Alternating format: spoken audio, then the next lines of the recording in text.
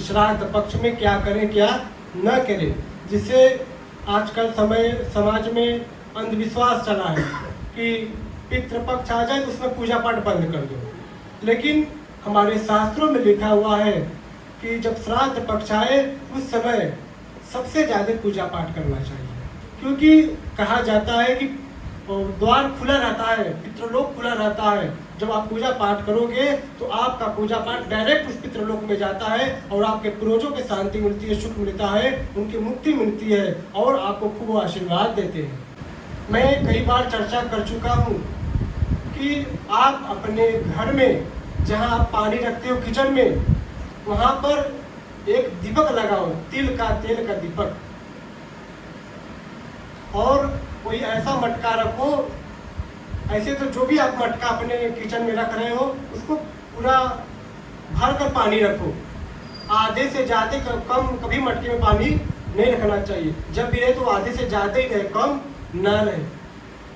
बरहो मास से काम करना चाहिए। उस मटके के पानी को घर के बाहर छींटा मारना चाहिए। इससे जो हमारे पितृ भूखे प्यासे रहते हैं उनकी तृप्ति हो जाती है। इससे आपके पितृ आपको आशीर्वाद देंगे। नहीं तो जब पितृ रुष्ट हो जाते हैं, जब पितृ क्रोधित हो जाते हैं तो आपके घर में अकाल मृत्यु होने लगती है, जो पितरों का लक्षण है, पितृदोष का। जब आपके घर में पितृदोष होता है तो ऐसे ही लक्षण है, घर में बहुत बीमारियां आएंगी, तमाम प्रकार की समस्या आएगी। समस्या खत्म होने का नाम ही नहीं लेगा। जान जाओ कि पितृ दोष है। जब पितृ दोष घर में हो जाता है तो जो बच्चे इतने सीधे साधे होते हैं, संस्कारी होते हैं, वही बच्चे माता पिता का अनादर करना चालू कर देते हैं। उनका गलत संगत होने लगता है कि पितृ दोष की वजह से। जब आपका पितृ रुष्ट हो जाते हैं तो आपके घर में समस्याएं उत्पन्न होने लगती है। फिर आप जाओगे ओझा के पास, ज्योतिषी के पास, हाथ दिखाओगे, ओझाई कराओगे, इसका समाधान इससे नहीं होगा। तांत्रिक के पास जाने से उसका समाधान नहीं होगा। उसका समाधान जब शास्त्रों का अनुकूल चलोगे, जब साधु महात्माओं के सानिध्य में बैठ के सत्संग सुने जाओगे, तब आप उसका अच्छे से विधिवत उपाय करोगे तो उससे राहत होगी। तो पितरों की मुक्ति के लिए हम क्या करें, उनके शांति के लिए हम क्या करें? पितरों के शांति के लिए आप अपने हाथ में जल लीजिए। जल लेकर, जल के ऐसे नहीं गिराया जाता है, जल ऐसे गिराया जाता है, जैसे इसमें लिए ऐसे, आप समझ रहे हैं? ऐसे नहीं, ऐसे। समझाने नहीं आ रही है। दक्षिण मुख के तरफ मुख करके अपने पितरों का स्मरण करते हुए ऐसे जल गिराओ, उनकी तृप्ति करो और उनके शांति के लिए बैठकर घर में पाठ करना चाहिए कि हमारे जो पूर्वज है उनको शांति मिले, उनको मुक्ति मिले। इससे आपके ऊपर पितरों का बहुत बड़ा आशीर्वाद होता है। शास्त्र तो यहाँ तक कहता है अगर पितरों का कृपा आपके ऊपर हो जाए तो धन धान्य से भी बरकत होने लगती है घरों में। यह होते हैं हमारे पितृ। मात्र कहने की बात नहीं है। अगर पितरों की कृपा हो जाए तो ऐसे ही पूरा घर में बरकत होने लगती है। अगर पितृ रुष्ट हो जाए तो झन जाओ घर में तो कितना धन पैसा कमा के लाओगे, लेकिन समस्या कुछ न कुछ बनती रहेगी। यहाँ तक कि शास्त्र कहता है पितृ रुष्ट हो जाए तो उस घर में वंश भी नहीं चलने देते हैं। कराते रहो झाई दवाई, कोई फर्क नहीं पड़ने वाली है। इसलिए पितृ रुष्ट नहीं होने चाहिए, नहीं घर का वंश भी बंद हो जाता है। अगर आपके पितृ रुष्ट हो गए हैं तो आप थोड़ा सा आटा भून लीजिए, चूरन बना लेंगे, कथा उथा में चूरन बनाते हैं, उसमें गुड़ या शक्कर डाल देते हैं। पीपल वृक्ष के जड़ में उस चूरन को ले जाकर डाल दो, नहा धोकर जाओ, वहां पे चूरन डालो, उस पीपल देव का परिक्रमा करो। इससे पितृ बड़ा प्रसन्न होते हैं। अगर आप शारीरिक पीड़ा से हो, शारीरिक कष्ट में हो, तो अपने इतना जनेऊ लेकर, अपने मतलब जितने बड़े हो उतना बड़ा जनेऊ लेकर आप उस पीपल के जड़ में बांध दीजिए और कम से कम 108 बार या 51 बार परिक्रमा करिए। इससे आपकी जो शरीर पीड़ा है, जो कष्ट है, इससे आपको राहत होगी। पितृपक्ष के समय सब करना है, बात समझ रहे हैं? और पितृपक्ष के समय तो विशेष ध्यान दीजिएगा। आप अपने घर में जो रसोई है, जहाँ पर पानी रखते हैं, जहाँ जल रखते हैं, वहाँ पर रोज तिल का दीपक जलाइएगा, जिस दिन श्राद्ध पक्ष चलेगा। ठीक है? और आप अपने मेन घर के चौखट के बाहर जो बाहर होता है, आप वहाँ पर तिल का दीपक हर रोज सूर्यास्त के बाद जलाइएगा, जितने दिन श्राद्ध पक्ष रहेगा। पितृ पक्ष के समय आप 1 लोटा जल लीजिए, जिस दिन पितृ पक्ष स्टार्ट हो रहा है, चालू हो रहा है, उसमें काला तिल डालिए और दक्षिण दिशा की तरफ अपने पूर्वजों को याद करते हुए उस जल को मिला देना चाहिए। इससे भी पितृ लोग आशीर्वाद आपको देंगे, समझ रहे हैं? हाँ? और पितृ लोग के जो पितृ पक्ष है, इस समय आप पक्षियों को दाना डालिए। हाँ? पक्षियों को आप जो भी आपके पास है उस दाना को डालिए। ऐसे 7 प्रकार का अन्न, जितने दिन तक श्राद्ध पक्ष है, अगर 7 प्रकार का अन्न कहीं में मिलाकर थोड़ा थोड़ा पक्षियों को पवाते हैं, हाँ, उनको भोग लगाते हो पक्षियों के लिए, तो जान जाओ कि आपके घर में संकट और रोग खत्म होंगे। क्या खत्म होंगे? संकट और रोग। हाँ, अगर जीवन में भारी संकट है, जीवन में भारी समस्या है, नहीं जा रही है, स्टार्ट कर दो, राहत होना लगेगा, कृपा होने लगेगी। पितृ जो होते हैं हमारे कोई साधारण नहीं होते हैं, ये बहुत शक्तिशाली होते हैं। अगर इनका कृपा पा जाओ तो घर घर नहीं, घर स्वर्ग हो जाता है। हम लोग अपने पितरों को रुष्ट होने से बचने के लिए हमारे शास्त्रों में जो उपाय है वो आपको बताया जाता है। कहीं आपके पितृ आपको रुष्ट न हो जाए, आपको पितरों के बारे में कुछ नहीं पता है, पितृ पक्ष आ गया और लास्ट दिन हलवा पूरी क्या क्या बना लिए और बोले कि यार हमारे दादा परदादा खा लेंगे कौवा के रूप में। देखो, कोई भी जीव खाएगा उसका पुण्य तो मिलेगा, ये तो हमारी एक श्रद्धा है। हम अपने पूर्वजों के नाम पर वो चीज को दान कर रहे हैं, जिससे उस दान से जो मैं अन्न दान कर रहा हूँ, पक्षियों के लिए छत पे डालते हैं भोजन, जब वो कोई पक्षी उसको खाती है, उसका भोग लगाती है, तो वो तृप्त होती है पक्षी। जब वो तृप्त होगी तो आपको आशीर्वाद देगा, क्योंकि आप अपने पूर्वजों के नाम से रखे हो। तो वो जो पूर्वज आपके कष्ट में अगर होंगे तो उस कष्ट से बाहर हो जाएंगे। हाँ। इसलिए हम ये सब जो उपाय है शास्त्रों में, हाँ, ये सब करते हैं अपने पितरों के लिए, ताकि उनके आशीर्वाद हम सभी लोग को ऊपर हो। टूटे फूटे बर्तन नहीं रखना चाहिए। जिसके घर में टूटा बर्तन हो, टूटे फूटे बर्तन में लोग भोजन ग्रहण करते हो, उसका तो कर्म किस्मत ही टूट जाएगी, पक्का है। टूटा चीज लियो रहोगे तो तुम भी टूट जाओगे, उसका असर रहेगा। इसलिए हमारा शास्त्र कहता है कि घर में कभी भी श्राद्ध पक्ष के समय नहीं, कभी भी आप अपने घर में टूटे फूटे बर्तन ना रखें अपने किचन में। हाँ? कभी भी ना रखें, इस बात का विशेष ध्यान दें। कितने लोगों को घर में मैं देखा हूँ, वो थाली चिनका रहेगा, कोई कटोरी रहेगा तो वो फूटा रहेगा, उसी में भोजन करते रहते हैं, उसको फेंक दो। अगर आप घर से किचन से बाहर नहीं निकाले तो जान जाओ कि एक दिन तुम्हारे घर में बड़ी संकट आ जाएगी उस फूटी चीज की वजह से। इस पर तो मैं काफी जोर दे के बोलता हूँ, सालों से बोलते चला आ रहा हूँ, घर में टूटा डब्बा भी मत रखो, क्योंकि टूटी चीज हमेशा टूटा ही एनर्जी देगी। जैसी उसमें से ऊर्जा निकलेगी उसी प्रभाव में आपका विकास होगा घर का। हाँ? साफ बिस्तर पर सोना चाहिए।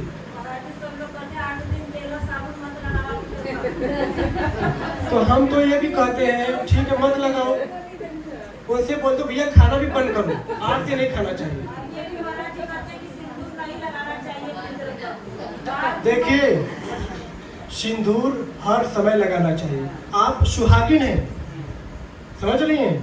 हाँ, 7 वचन 7 फेरे लिए हो, तो ये नौटंकी पाखंड करने के लिए बीच में नहीं लिए हो। जो मंत्रों द्वारा शादी विवाह में क्रियाएं होती है, जो भी चीज संपन्न किया जाता है, उसमें बाद में कोई भेदभाव या कोई इसमें लेकिन परंतु नहीं किया जाता है, उसमें कोई समझौता नहीं होता है। समझ रहे हैं? हाँ, ये कौन सा मतलब है कि पितृपक्ष आ गया तो सिंदूर लगाना बंद कर दो, पितृपक्ष आ गया तो नहाना बंद कर दो। हाँ? देखिए, ऐसे तो साबुन लगाना भी नहीं चाहिए। साबुन तो मैं कभी नहीं लगाता हूँ। हाँ, साबुन नहीं लगाना चाहिए। साबुन आप लाइफबॉय लक्स लगाते हो ना, इससे हमारा टॉपिक ये नहीं होता है, लेकिन आपके जानकारी के लिए बता दे रहा हूँ।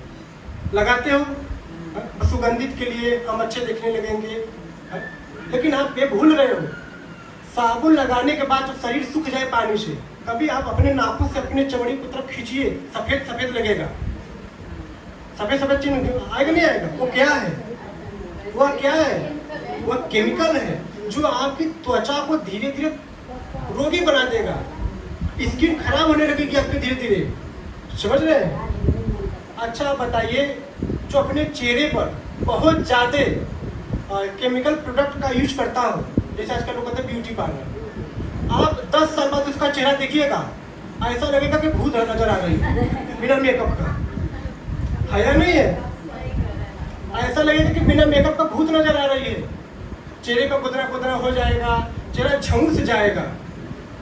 इसलिए मैं बराबर जोर देता हूँ, नेचुरल में सुंदरता है। मेरे यूट्यूब चैनल पर जाइए, सुंदर बनने के लिए उपाय तमाम वीडियो डाला हूँ, सुंदर बनो ना उपाय करके, नेचुरल चीज लगाओ ना, जो कोई साइड इफेक्ट नहीं है, सुंदर भी बन जाओगे। मैं सब बात क्यों बताया हूँ पता है?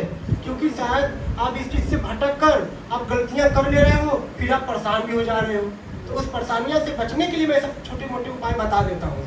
ऐसे ऐसे हमारा कर्तव्य नहीं है कि मैं आपको ये सब चीजें बताऊँ, लेकिन आप परेशान इतना हो जा रहे हो भटक कर, इसलिए मैं आपको समझाना होता है कि आप ये सब चीज़ों का प्रयोग अपने चेहरे पर, अपने स्किन पर कम करो। हाँ, समझ रहे हैं? हाँ, नहीं तो जिंदे भूत बन जाओगे। हाँ, वैसे तो छोड़ो, वो तो भूत भूतनी बनना है तो फिर रोज लगाओ। इसलिए देखिए, ये सब चीज़ों पर ध्यान देना चाहिए, नेचुरल चीज़ों का प्रयोग करना चाहिए।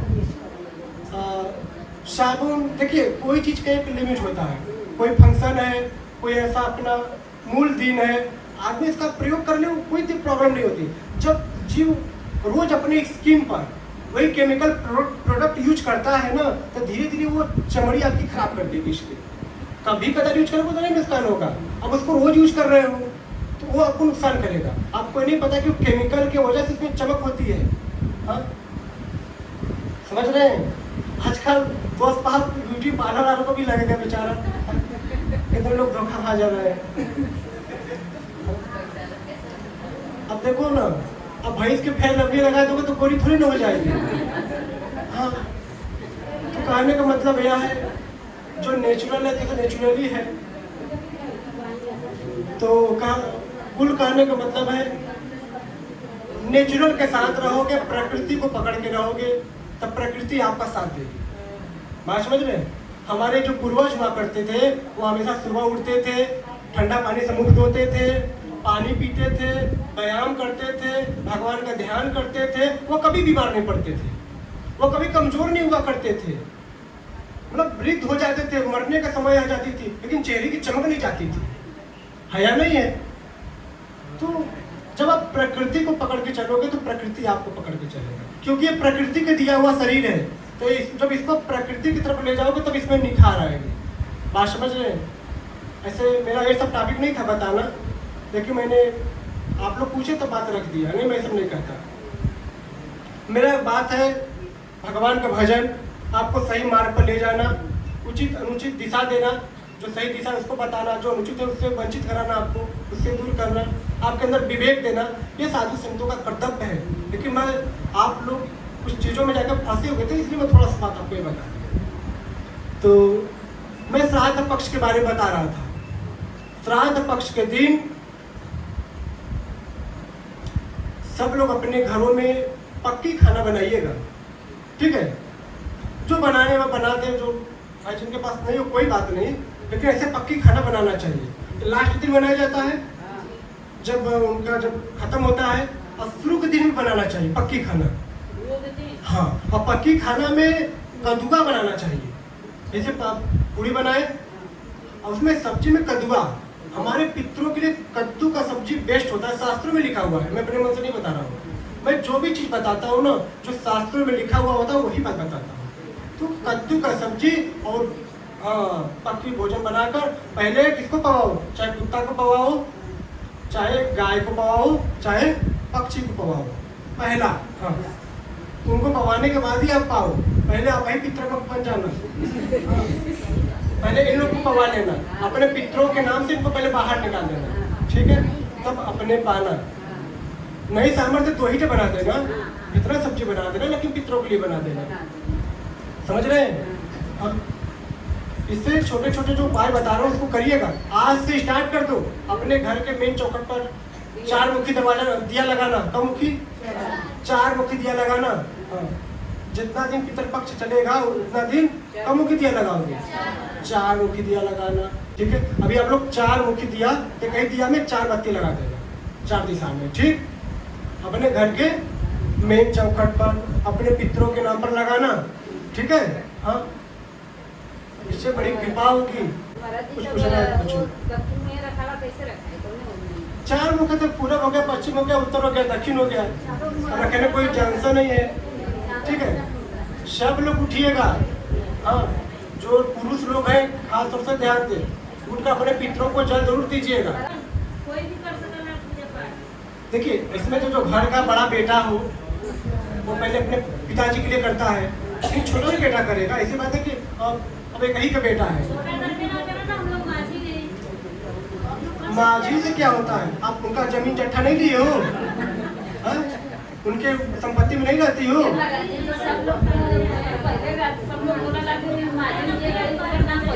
अब क्या है ना कि जैसे भाई मैंने तो ये रीति चालू करवा दिया हूँ 2 साल से, नहीं तो पितृपक्ष में तो पूजा पाठ बंद कर दिए थे, अब धीरे चालू हो रहा है ना। तो जितने भी पाखंड लोग ये जो पाखंड चलाएं समाज में, सारे पाखंडियों को दुकान बंद कर देंगे आप लोग के माध्यम से। जब आप लोग करना घर में स्टार्ट कर दोगे ना, तो जितने पाखंडी लोग हैं अंधविश्वास समाज में डाले हुए हैं, इनकी दुकानें बंद हो जाएगी। आप देखो, जो भी यहाँ बात बताया जाता है, जो हमारे ऋषि मुनि लोग लिखे हैं हजारों साल पहले, वह बातें मैं आप लोग के बीच में रखता हूँ। तो आप लोग पितृपक्ष में पूजा पाठ स्टार्ट कर देना। जो जब रोज चढ़ाना है, हाँ, चूल्हा चढ़ाना, पहले दिन तो लोटा चढ़ाना, तिल का तिल इसमें डाल के, उसके बाद ऐसे चढ़ाना, इसमें चढ़ाना ऐसे, हाँ, दक्षिण दिशा। देखिए माता जी, आपकी इच्छा है तो सबको करो, नहीं था तो आप अपना कर दो। सबके के बाद मैं नहीं कह दूंगा भाई, जिसकी श्रद्धा है, जिसको जो करता हो अपना करे। मैं तो सबको लिए बता रहा हूँ। ये वाला काम तो रोज करिएगा। और जब जो तिल में एक लोटा जल में तिल डालने के बोला, दक्षिण दिशा मुख की तरफ जल देना सुबह, तो या तो बस एक शुरू में और लास्ट में दीजिएगा, ठीक है। इसको रोज दीजिएगा, ठीक है। और 15 दिन का पितृपक्ष रहता है, 15-16 दिन का जो भी रहता है। आप ये जो आटा है, आटा हल्दी को, आप लोग महिला हो, आप लोग खाना बनाती हैं, हल्का सा ताव को लास्ट में आटा रख दीजिएगा और उसको बस थोड़ा सा 70 मिला लीजिएगा। उसको उठाकर अगर आपके अगल बगल पीपल नहीं है तो कोई वृक्ष तो होगा ही, उसके जड़ों को लेकर वो अपना डाल दीजिएगा, ठीक है। तो चूरन हो जाएगा ना जी। सुबह में करिए, शाम को कहाँ कोई खाने आता है, सुबह में करिएगा, ठीक है। कोई भी पेड़ हो, उसके अगर आपके यहाँ पीपल है तो पीपल में जरूर डाल दीजिएगा। अगर आपके घर के अगल बगल जलाशय है, ये तालाब है, नदी है, कुछ भी है, आप वहाँ पर जाकर दीपक जलाना। अच्छा, जिनको नहीं पता है तो कहेगा कि भूत ही करने आ रहा है, तो सबको बताओ कि पितृपक्ष के लिए है। जलाशय के पास जहाँ जैसे पानी ऊपर है, हैंड पाइप है तो हाँ ऊपर ही रख दो, लेकिन सबसे ज़्यादा लाभ मिलेगा उसको जहाँ पोखरा नदी है, ठीक है, वहाँ पर ज़्यादा लाभ मिलेगा। हाँ, अगर कुछ नहीं तो जलाशय पर जैसे हैंड पंप हो गया, या तो टब में पानी रख के उन्हीं के पास अपना जलाशय में रख दिए, ठीक है, अपने पितरों के नाम से, इससे भी कृपा होगी। उसी जगह रख दो ना। हाँ, पता कर अपने पितरों के लिए रख रहा हूँ, नहीं को सब पता है, टुटका हो गया। हाँ, समझ रहे हैं? आजकल लोग अच्छा चीज कम सोचते हैं, फालतू चीज ज्यादा सोचते हैं।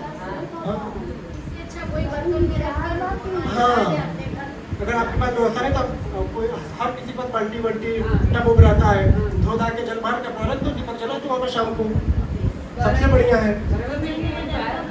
घर के बाहर घर में नहीं रखा जाता, जलाशय घर में होता है। आप घर में अपने किचन में फिर से बता दे रहा हूँ, मटका रखिएगा, मटका जाके घर से आप मटका खरीद लीजिएगा, छोटा मटका बड़ा मटका खरीद के उसको भरपूर पानी भर के अब जहाँ किचन है, जहाँ जलाशय होता है, जहाँ पानी रखती है वहाँ पर रख दीजिएगा। शाम को वहाँ दीपक भी जलाइएगा। फिर सुबह उठिएगा तो अपना हाथ गोड़ मुँह धोकर उसी पानी को लेकर अपने घर में, घर के बाहर छिड़क दीजिएगा। जो पानी बचेगा पेड़ों के नीचे गिरा दीजिएगा। बस समझ गए? यह काम जरूर करिएगा और शाम के समय अपने घर के मेन चौखट पर दीपक जरूर जलाइएगा।